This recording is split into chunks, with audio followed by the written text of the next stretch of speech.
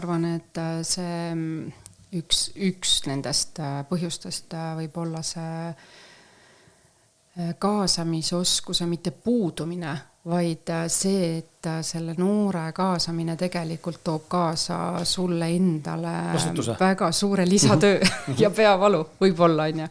Et sa kunagi ei tea, millisesse ämbrisse sa võid astuda, on ju. Et see võib-olla see sama, mida meie seal lõime, on ju, andiski selle, et nad said sellise ise nagu nii-öelda sellise turvalise keskkonna, kus vaadata, et okei, täitsa äge inimene on ju. Et kui sa võtadki sealt selle tänava pealt selle noore, sa ei tea elu sees, kas ta kohale ilmub sellel päeval, kui ta peab tooli tassima. Sa ei tea mitte kunagi, kas tal on peavalu või kes ta on või kust ta tuleb või noh, tõesti, kas ta üldse kohale ilmub. Karantiid ei ole see mõttes. Et selles mõttes selliseid nagu